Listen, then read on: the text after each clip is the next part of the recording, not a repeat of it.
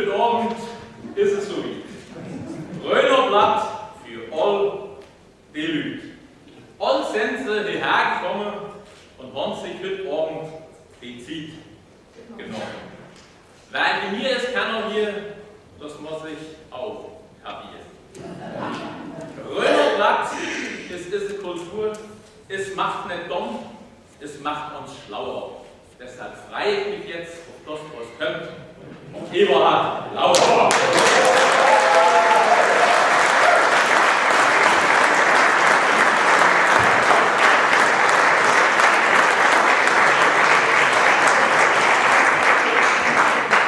Ich ziehe mich zurück, wenn statt Veranstaltung und an Eberhardt jetzt viel Glück. Dankeschön.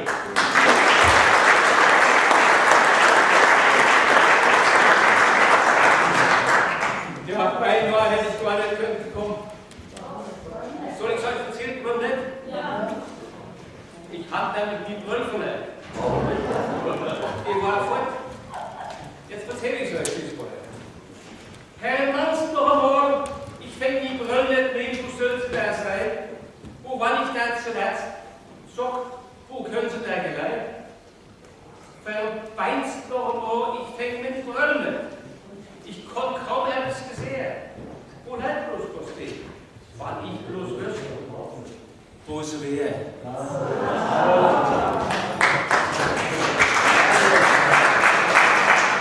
Merkt man, dass ich doch ein bisschen aufgeregt bin. Aber alles weiter da drin. Erst war ich um Klo drauf und dann war ich im Boot. Dass man bloß keiner drauf tritt. Die war sauteuer, das wäre himmelschade. Vielleicht in der Wohnstube? Um Sims? Um Kamin? Nein, das kann nicht sein, da lernt man Brüll doch nicht hin. Ich war nur der Holztier da, habe nach der Zeitung geguckt, dann habe ich die Tablette für meinen Kreislauf geschluckt. Verdammt, habe ich dann gesagt, da leid sie ja. Macht kein Piep und ist da. Mir war schon ganz Angst. Mir war schon richtig himmelschrau. Und jetzt fange ich das Frühstück an.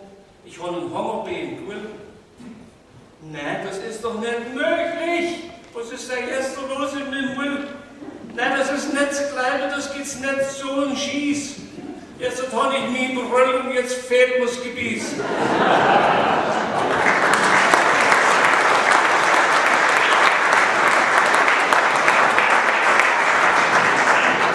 So, jetzt beste aber mich eigentlich Salz jetzt wegen dem Mikrofon, sonst hätte ich mich auch mal gestartet. Also, herzlich willkommen. Ich bin ja nun doch gekommen, beinahe jetzt nicht geklappt, wegen der Brille. Also herzlich willkommen. Ich freue mich richtig, dass so viele Leute von der Sache Gebrauch gemacht haben und beim Familienzentrum sich umgemeldet haben. Und letztendlich, das ist eine Frage von Sympathie, die euch mir gegenüberbringt und ich kann euch alle miteinander gerne tun.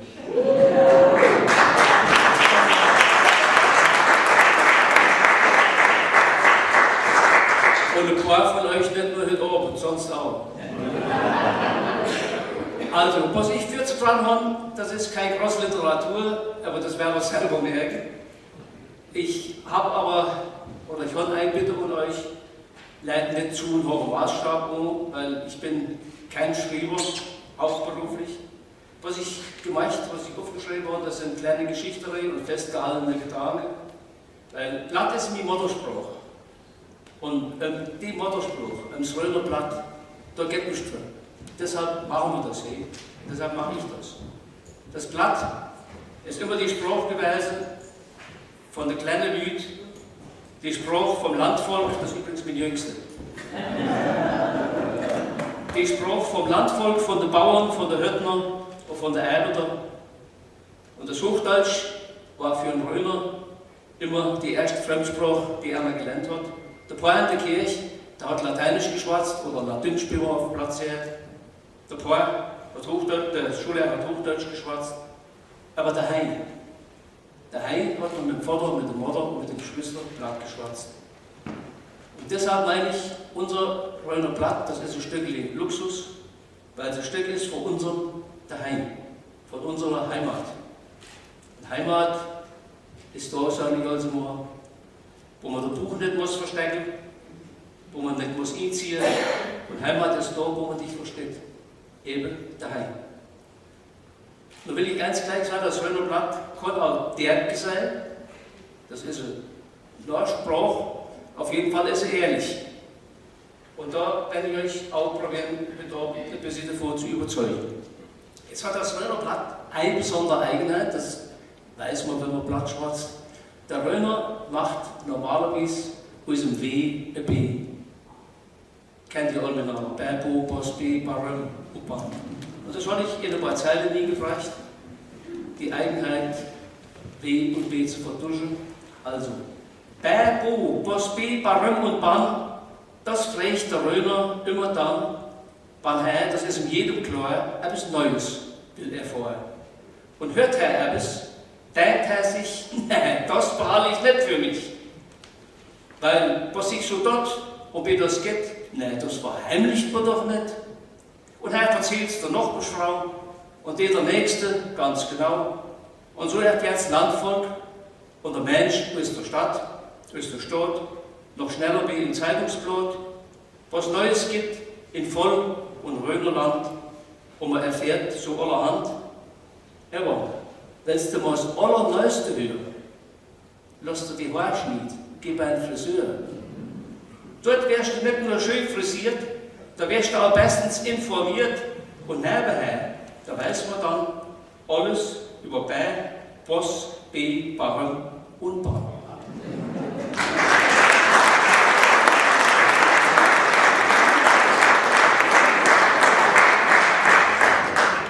Was wollen Sie mal spielen, ich trinke, was liegt im Hals? Ich habe mir früher einen Drehhals dafür gesagt. So, und das hat ihr auch schon gemerkt, das Platt, besonders das Rhöner Platt, ist in jedem Dorf in der Rhön ganz klein bisschen anders. Hier sieht man Mai und Teil und dann sieht man woanders Bier und Tier. Und da gibt es schon ganz viele Beispiele. In jedem Dörfli ist halt anders. Und die Frage ist jetzt, was ist da eigentlich nun richtig? Und da gibt es eine einfache Antwort, beides ist richtig. Es kommt nur davon, wo man gerade her ist. Und das soll man nicht vergessen. Und da habe ich auch ein Gedicht drauf gemacht, auf Mai und Teil und mir und dir. Der Dialekt von unserer Rhön ist für Fremde kaum verständlich, aber der ist saumäßig schön. Die eine schauen Kuh, die andere Kuh. Zum Huis sagt man Hus oder Mus zu der Mus. Man trägt sich halt überall ein wenig anders aus. Von Dorf zu Dorf gibt es kleine Unterschiede. Also mal fängt man deshalb sogar an, sich zu streiten.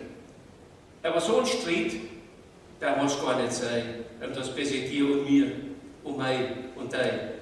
Da setzt man sich und ruft der Wirt und sagt dann Leute, so dass der es hört, mei und dein und dir und mir. Gibst du jetzt keine Weilerschöfer und ein Bier, dann ist bei dir und mir und mei und dein alles gleich wie ihr seid ein super Publikum.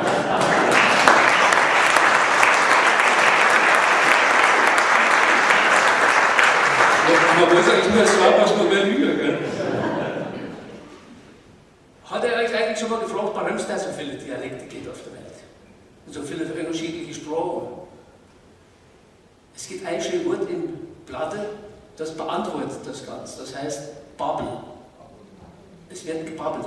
Und warum wird gebabbelt? Das will ich euch jetzt mal führen lassen. Das hat seinen Grund in dem Turmbau zu Babylon, hätte ich mal gesagt. Also der Turmbau zu Babylon oder der Turmbau zu Babylon. Früher, wie die Welt noch nicht lang hat existiert und wie unser Herrgott noch allein sein Regiment hat geführt, da gab es auf der ganzen Welt nur ein einziges Sprach und andere Vokabeln zu lernen, das war noch kein Bloch. Dann gab es auf einmal bei denen ein himmlisches Trabbel und dann ging das los mit dem Durcheinandergebabbel. Der eine schwatzt auf einmal Englisch, der andere Latünsch. Das war sicher nicht das, was man sich bald wünscht.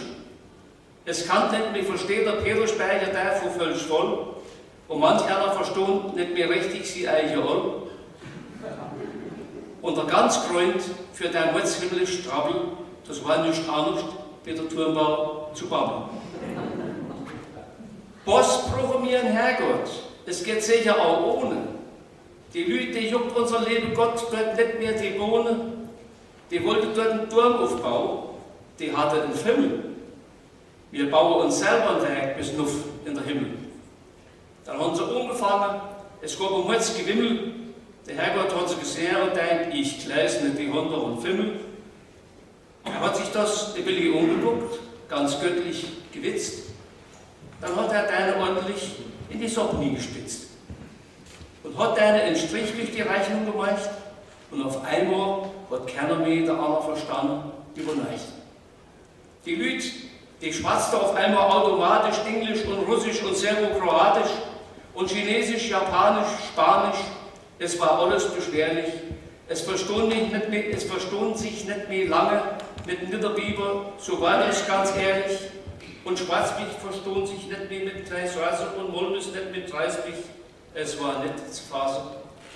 Und die Lüd in Russland, die schwatzte anders BD in Schweden. So war das damals und es betraf beinahe jeden.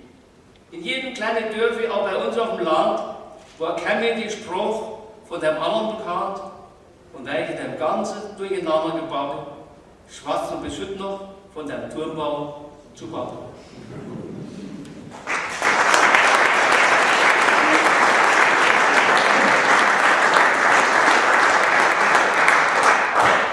So, jetzt weiß man ja eins, der Rhöner hat viele Eigenschaften.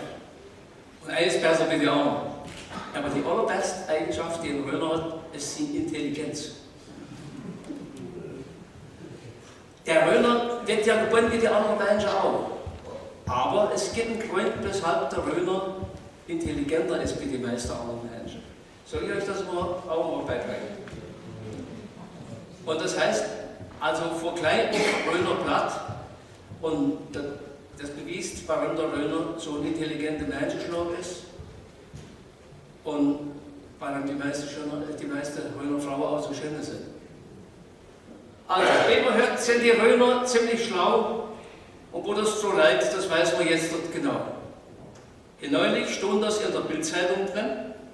Und so kriegt das alles für mich jetzt einen besonderen Sinn. Da stand, dass der Mensch wird intelligent, weil er von klein auf mehr wie eine Sprache nur kennt. Das wäre intellektuell fordernd und das trainiert, das schneller kapieren und was man im Hirn noch so spürt. Und wenn man das weiß, dann hat man begriffen, warum der Rhöner als solcher ist geistig geschliffen. Die Muttersprache von dem Rhöner, das ist nun mal Platt. Als erst Fremdsprache, da fängt Hochdeutsch dann statt. Und so entwickelt sich ganz anders der Geist. Man wird zweisprachige Schlaukützi, wie man bei uns sowas heißt. So ein lustig King von klein auf Blattspatz. Alles andere wäre schade. Das kommen nur deine ganze Rhöner Eltern gerot.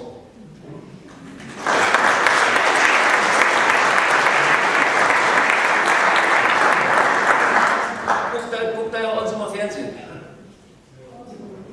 Natürlich guckt er Fernsehen. Hat er auch schon mal Sendungen gesehen über die Rhön? Meistens kommt in jeder Sendung über die Rhön Platz. Aber der Ansatz, wenn der sagt, wir gehen jetzt in das Backhaus und backen einen Platz. Und der andere sagt wieder, wir backen einen Platz. Und dann gibt es ganz schlaue Ansagen, die schreiben, ach, sie backen dort einen Platz. Aber ein für alle Mal, es heißt Platz. Und Platz kann man ganz einfach gelernt. Ihr müsst euch nur an unsere Jugendlichen denken. Die jungen Leute heutzutage, alles was die sagen, wenn sie sich über etwas wundern, sagen sie, boah ey. Und bei boah ey gesagt hat, der kann auch Platz gesagt. Und ich habe euch jetzt, damit man auch weiß, man kann auf Blatt auch Rezepte unterstützen, habe ich euch ein Zwiebelsplatz-Rezept mitgebracht. Der eine oder andere kennt es noch von früher, gell? Also Zwiebelsplatz. Geh her, setz dich bei mich und helf mir Zwiebelschnied. Geh her, setz dich bei mich, dann sind wir bald so wied. Der Brotteig, der ist schon gegangen, er ist schön weich und zart, der kommt nur drauf aufs Blech, das alles hat sie Ort. Der Speck ist schon gewürfelt, genau so muss das sein. Die Zwiebeln, die sind klein geschnitten und die kommen da dabei. Eine halbe Stunde nie in den Ofen bei 180 Grad. Der uns nicht verbrennt, das wäre ehrlich schade. Das Handblech wird aufgefressen, sofort und gleich im Nu. Dazu ein Weilschwör verklaren, sonst geht's im Buch keine Ruhe. Die Zwiebel, Länder schwer im Morgen, da kann man nicht geschlafen. Das kümmert mich kein Besser, so dass ich Leut dann drauf. Besser mit Bleiwatz nicht geschlafen, viel schlimmer könnte es sein, mir hätte nichts zu essen und müsste für Hunger schreien.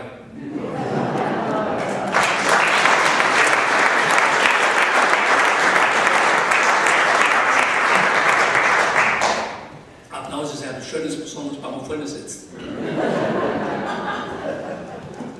Ja, ich könnte da rückwärts kommen, aber wir müssen ja teilen, der Voll ist alleine. Und da freue ich mich halt drüber, weil das ist ein Zeichen, hatte ich vorhin umgesprochen, ein Zeichen von Sympathie. Und ihr lasst es mich spüren, das ist doch mal schön. So, jetzt habe ich hier eine Geschichte, das ist eigentlich, man könnte so eine Welturaufführung. Und zwar habe ich hier mal zusammen gesammelt, die Schimpfwörter, die man in der Rhön so braucht, oder auch nicht braucht. Wie Verwandtschaft nachzulegen, denn habe ich schon mal für. Das sind also Zusammenhaltswörter. Ich weiß nicht, ob ihr wisst, was Zusammenhalt ist. Früher, wenn sich die Marktweiber so gestritten haben und sich etwas zusammengeheißen, da ist alles geflogen. Marktweiber sind Marktweiber. Die kommen von Fremden, weißt du? Ich kenne sie nicht. Wenn du Zwischenfragen hast, frage mich, ich antworte. Also Marktweiber sind Marktweiber. Also, das ist allerdings nicht für empfindliche Ohren und die Frau, die kriegt nicht mehr, weil sie meint, da wären wir doch dabei, den man nicht sieht. Aber trotzdem, was raus muss raus. Also aufgeschnappt, und ich den Meister um Gemüsemarkt in Voll, wenn die Gemüsewerber vom Land sich dort gestritten haben und dann flogen die Wörter hin und her und dann flog auch irgendwann mal ein paar Günstköbel und eigentlich reicht einer nicht ins Gesicht und die Hand trotz Mund auf. Und ich gesagt, du Deppel, bis die Polizei kommt.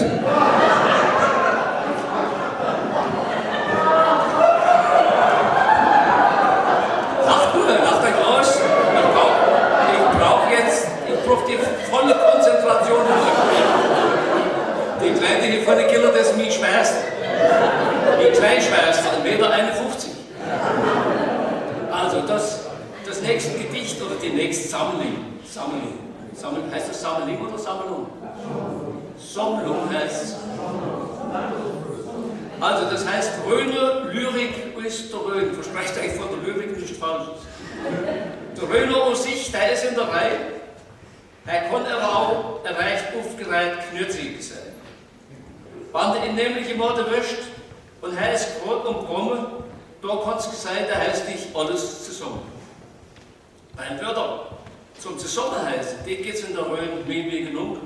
Und wenn man die alle miteinander einsetzt, da geht es recht viel Stunk.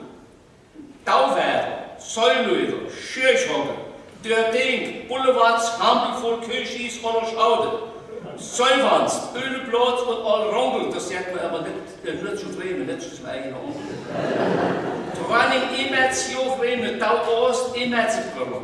Arschgesicht, Grünleifer, Säubesel, Arschkrampen, Lüge, Deutsch, Säuwarz, Knürze, Spielbrenner, Kesselfleger, Scherschliffer, Ohrenbübel, Misthocke, Kümmelshans, Trotzelochputzer, vom Beinster Jung, Mallebübel, Föhnpütze, Masseur, Kartoffel, dummer Bog oder du Sambelflug, du wockelig Geländer, Ohrenmänni, Beforts, Quackelorsch, und Kapellen, Brötorsch, du Ringviech, dumm Sau, du Treibwasch, Tulla oder Olgeis, Hinkbeerbetter, Quetterschieß, Entschuldigung, Geistbuch, Ost, Furzsommelier, Fensterkittfresser, Quadratwärts, du Schubkran voll Speis, Dampfschuft, Drecksmutze, Kalarobenkuh, Bettschisser, Pötschdepper, Ackerblut, Rattekügel, Möckebröller, Köte zu Gesicht, Püffelkopf, Salonschisser, Schulschwänzer, du Blasekopf, Bäumlöppelfratzer, Hochpriesmiste, Weibespüchs, Glatzkopf, Kleinwasserfuß, Höngsfotze, Mistbärtschelschnitzer oder Olpan, Furzkanöni, Müsheinsi, Katzeheinz, Drecksmutz, sagt man zueinander da, Stempelswichser, Bröteusch, Hömskrack, Püffelputzer, Krack, Mist- oder Raseputz, Anni Schickse, all Lusch, Fuhl Schneck, Pickelsfress, Teig auf, Breimullen, Pöbelslutscher, du Nuss voll Rotze, Sackschnürbel, Günstpöbel, Schlauschweizer, Liegebüttel, Schluffbüttel, Duppeln, all Krack, du Schackverreger, Göcker, Kerzenschenker, Schenkos, oder Stein, Schmetzehals, Ziellöckefrei, Schäptet, Fettwanz, Dummschwätze, Dörrers, Verradeeusch, Neuschier, Schniefnos, Säubücken, Schnurbezel und Säuberts, dort man zueinander da sein, Schäl auch, Leiving, Katz, Domdink, Gewitterort, Drecksack, Bettsäge, Schlaunos, Schneichsack, Ohrstriche, Lombepack, Dützehem, Blaseorsch und Blonkel. Der Blonkel, das ist der Blaseorsch, den Onkel. Hosenschisser und Affeorsch, ich gleich schicken, lass gut sein, das ist genug jetzt fürs Wort.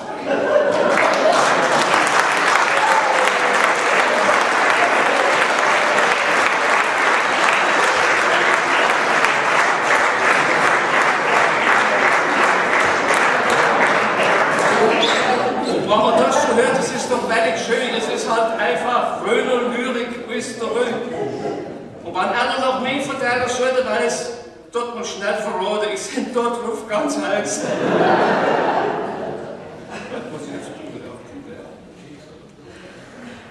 So, jetzt können wir ein bisschen ernst, das ist ein bisschen ernster vielleicht, aber auch nicht zu ernst.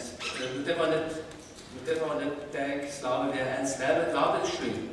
Und zu deiner schönen Sache gehört es auch, wenn ich um den Oabend denke. Die meisten oder viele von euch wissen, dass ich Zilleser sind und ich bin in Zillis groß, also Zillis zwischen Marketeil und Aschmich, zwischen das kleine Ding zwischendurch heißt noch Rümmels. Rümmels ist aber jetzt kein Stor. Die schmissen nämlich immer mit Steinen ins Fenster. Also, da will ich euch jetzt etwas zum Nachdenken erzählen. Und das heißt, früher, der Kleine beruhigt sich gar nicht, bleibt ganz ruhig. Du stammst doch von mir ab, du kannst aber ernst sein. Also, etwas zum Nachdenken, oder früher, oder auch die gute alte Zeit. Oder was sich alles so verändert hat. Mein Opa, ich komme mich noch gut unten in den Sinn, der saß in seinem Alter im kleinen Köcheli drin und hat in der Ecke um Wiedekurbrunn gemacht. So hat er über den Winter 12 Körper fertig gebracht. Rente hat der Opa so gut wie gar keine gekriegt, aber er war zufrieden, weil er sich Brot in der Milch geweicht. Im Sommer über schafft der Opa im Ruhrgebiet auf dem Bau und die Oma kümmert sich daheim um 5 Kinder, die 2 Kühe und die Sau.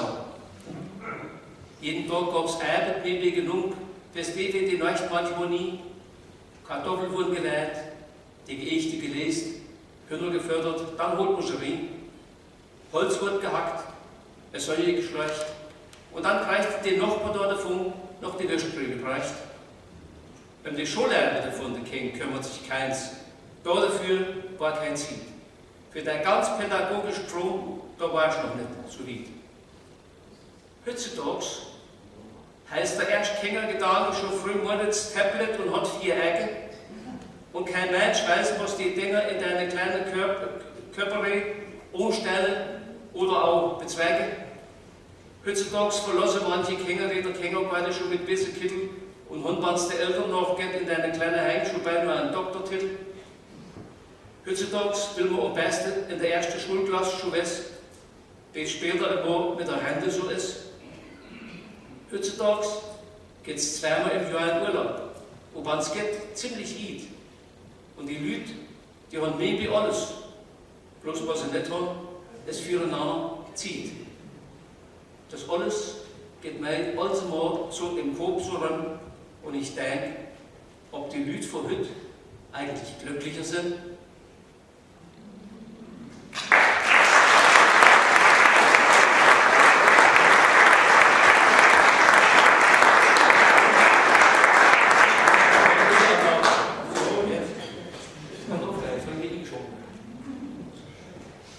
So, das nächste, was ich euch für will, das ist mein Lieblingsgedichte. Dazu muss ich euch gerade Rhöner halt auch erst erklären, was die heiße Liebe ist. Die heiße Liebe ist das Stückchen Wald zwischen Hofbieber und dem Schloss Bieberstein. Und dort dazwischen, das ist die heiße Liebe. Das ist, wenn man genau hinguckt, das ist ein Böchenwald, ist uralt. Und wenn man eins sich, weil ich will erholen, will nicht weit fortfahren, ein Spaziergang in der heißen Liebe, du stimmst mir zu. Spaziergang in der heißen Liebe ist so gut wie ein Ausflug nach Italien, ehrlich. So, das will ich euch jetzt mal führen. Das Gedicht heißt Herbstspaziergang in der Hessenliede auf Hochdeutsch oder auf Platt herrscht in der Hessenliede. In der Hessenliede müssen wir eigentlich sagen. Wenn man im Herbst durch die Hessenliede läuft, dann unterstrich die Beer schon langsam gereift und die Früchte von deinen Böche, die fallen Robber in der farbig blätterte ganz allein. Da will ich gerade nirgendwo anders sein. In der Baumkrone hüllt der Sturm, so wie in der Kirche, die Orgel könnte sie sein, so als man singt mit vielen Stimmen unseren Gesangsverein.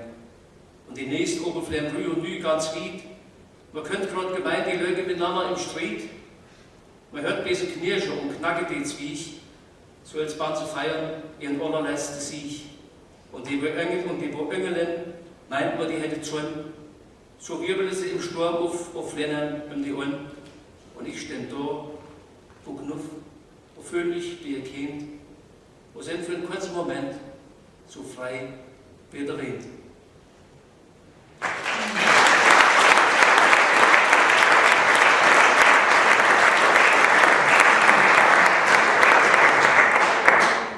Das war schon ein bisschen eher Lyrik, wie das auch viel hat. Es geht auch also eine traurige Geschichte.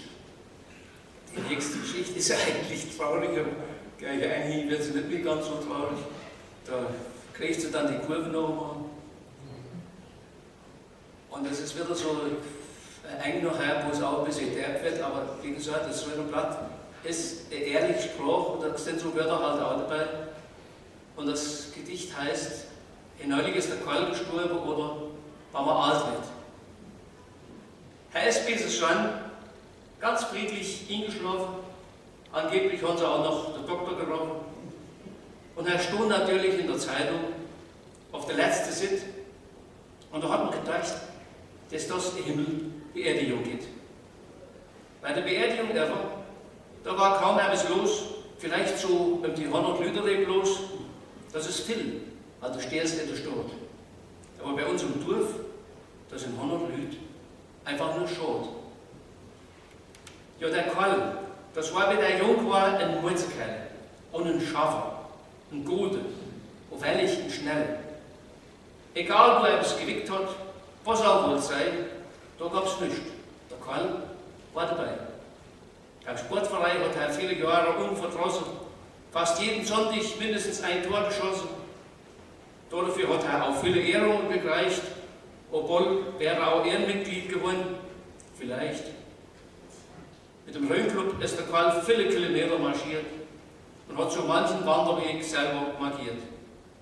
Beim Gesangverein war der Karl ein gefeierter zweiter Bass. Mit seiner schönen Stimme macht er auch die anderen nass. Auch in der Kommunalpolitik in unserer Gemeinde. Da war der Karl viele Jahre natürlich dabei. Bei der Vorsitz war der Karl für Jahre sogar mit seiner Frau, der Lina, das Prinzipal. Ja, was ist halt so, wie es nun mal ist. Und beim Karl war es nicht anders, als er ist. Der Karl wurde älter und ist langsam in Vergessenheit geraten. Und er wurde auch nicht mehr zu jedem Fest eingeladen. Röhm ist Röhm. So hat der Karl immer gesagt, wenn man sich bedenkt, dass es gar nicht verkehrt. Der Karl wurde alt, wo irgendwas wurde der Karl von den meisten ganz einfach vergessen.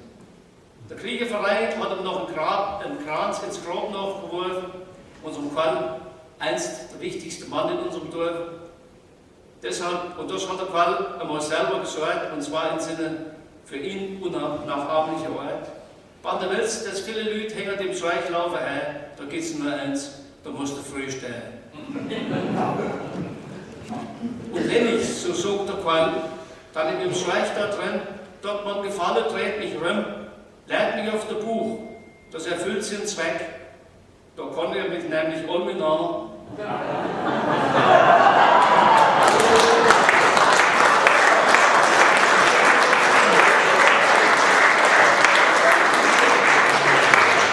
Und eigentlich hat er Qual gesagt, und eigentlich kann es einem auch ganz egal sein, weil wenn man erst tot ist, ist man sowieso ganz allein.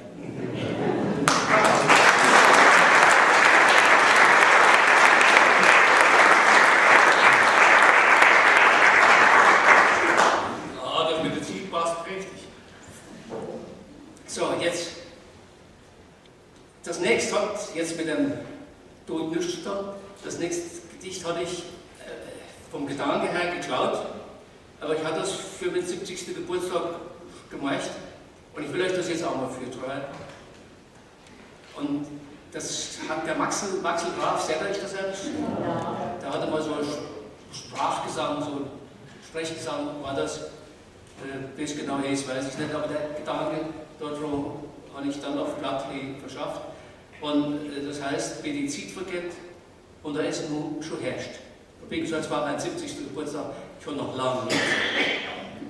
Die Zeit vergeht so schnell, dass du also mal meinst, dass du ein junger Kütze noch wärst. Aber gerade guckst du in den Kalender und da ist nun schon herrscht. Auf die Obstwies mit ihren 1000 Blöde, daheim am Thron, gucke ich und denke, es wäre ein Traum. Und kaum gucke ich mich rum, da fallen schon die Blätter vom Baum. Für die Zeit vergeht so schnell, du denkst, das war doch gerade erst, und dann guckst du in den Kalender und da ist nun schon herrscht. Wenn ein Enkel bei uns daheim auf der Wies, dann gucke ich gern zu. Die springen und toben, die gar keine Ruhe, und ich sitze auf der Bank und denke, was ist das denn bloß?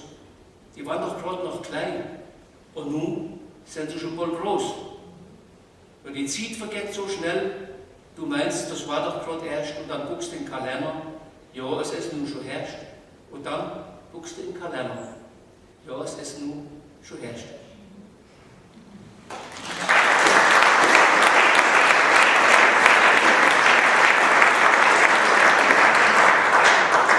So, das nächste habe ich jetzt extra für unseren Bürgermeister beim Busch geklaut. Das kennst du sicher auch schon, aber ich habe es auf dem Blatt immer geschrieben. Und ich freue mich jetzt ganz besonders, dass der frühere Bürgermeister von Tam jetzt auch da ist, alter Freund. Zeige ich dem Folge. Heimse einmal noch den Applaus des Publikums ein.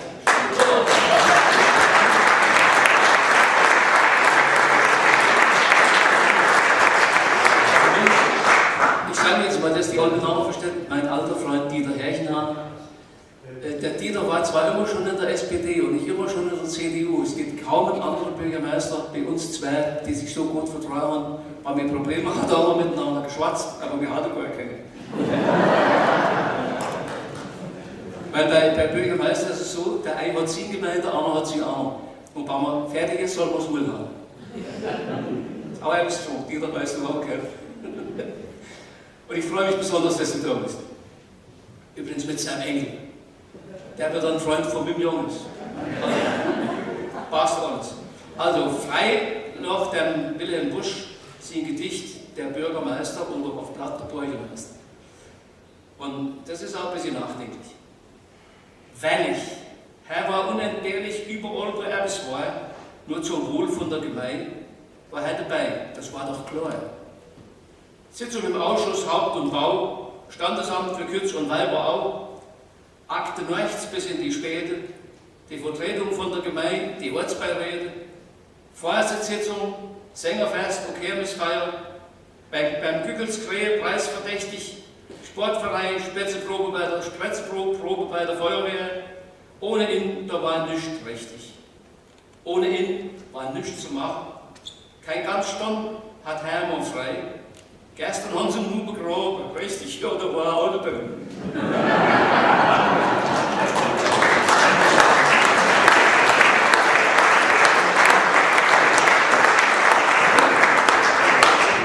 Ich wollte mal etwas trinken, weil ich habe sonst ein bisschen im Hals. Das klingt sich nicht ruhig.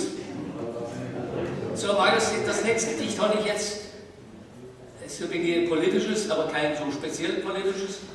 Aber da kommen zwei Wörter für die gibt es im Rhöner Platt. Kein Ersatz. Das heißt Minderheit und Mehrheit. Da kommen auf Platt geschaut, die Bome sind und die Bowinger sind, aber das ist alles keine Minderheit und keine Mehrheit. Nicht. Und man kann halt auch nicht alles in Rhöner Platt übersetzen. Ich bin immer noch auf dem Weg, das Wort zu finden, was man in Platt für das Hochdeutsche Wort Liebe kann gesetzt. Fand ich gern oder was weiß ich was. Ist aber alles nicht Liebe. Liebe, sagt man, ich liebe dich, sagt man zum einzigen Menschen, der man liebt. Aber dafür gibt es in Platte gibt's kein Wort. Und wenn eins das Wort dafür weiß, denkt euch um mich, ich würde es gerne hören. Und man kann, weiß Gott nicht alles auf Platt übersetzen. Man könnte uns die Grenze, wenn man zum Beispiel das Kirchenlied O Haupt voll Blut und Wunden, wenn man das will übersetzt, O Däts voll Blut und Schwarte. Das hört sich zwar gut an, aber gesehen kann man das nicht. So, jetzt wollte ich mal das kleine pathetische Gedichtchen mit einer zwei hochdeutschen Wörtern. Ich will es euch jetzt mal erklären, dass ihr das versteht, wie es in der Politik heutzutage so geht. Das geht damit los, dass es so ein paar politischen Schlaumeier gibt, die Teile einer anderen, was sie so meinen, ziemlich blöd mit.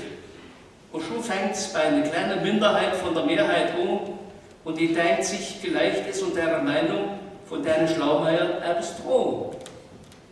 Das geht so lang, bis sich die Minderheit von der Mehrheit mit der Minderheit solidarisiert und dann erlüht, dann ist schon beinahe passiert. Und weil das immer so würdig geht, so lange bis eine Minderheit von der Mehrheit hinter der Minderheit steht, das geht dann also noch würdig, wie man sich kann gedenken, man kann doch so eine Minderheit nicht was geheim und auf einmal ihr Lüd, da haben wir das auch. Wenn unsere Mehrheit von der Mehrheit, da ist es nun schade, weil nur auf einmal die Mehrheit von der Mehrheit keine Mehrheit mehr hat und die Minderheit ist in der Mehrheit und die Mehrheit ist bankrott. So ein Lüd, das ist der ganze Trick, so funktioniert sie heutzutage, die Politik.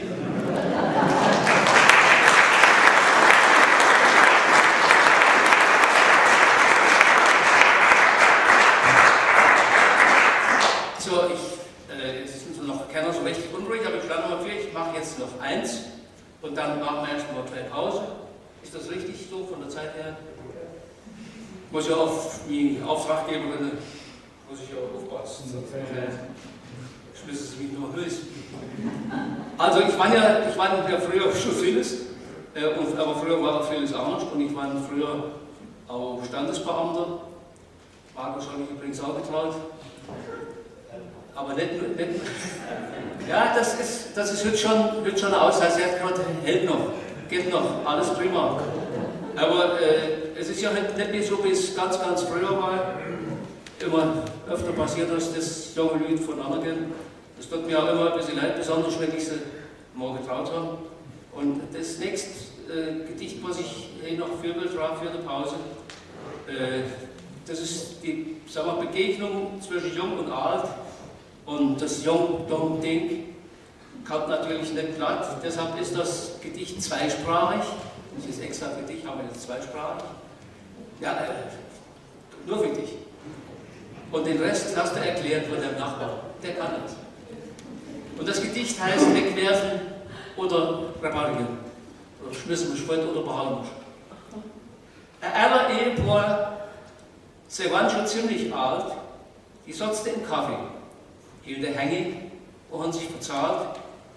Da daneben saß der Bäre. Die war noch ziemlich jung und das junge Mädchen hat nicht im Zaum gehalten, sie zum. Dann rockt sie mit ihrem Stuhl ganz nah und die zwei Olle und ging mit ihrer Frau gleich in die Volle. Ich sehe mit Freude, wie sie den Tag sich gestalten und sich dabei sogar an der Hand noch halten. Wie lange sind sie denn bitte schon zusammen, sie zwei? Da sagt der Mann, höre mal, wie mei, du wisst mir ja in der Reihe, schon länger wohl, wie 50 Jahre, und zu unserer Zeit war so etwas ganz normal, ist dir das klar? 50 Jahre ist wohl eine lange Zeit. Gab es bei Ihnen denn wohl niemals einen Streit? Und haben Sie jemals, wie man das heute schnell mal macht, auseinanderzugehen, jemals gedacht? Da sah der Opa mit ganz ernster Miene unseren Zug, der fuhr früher auf anderen Schienen.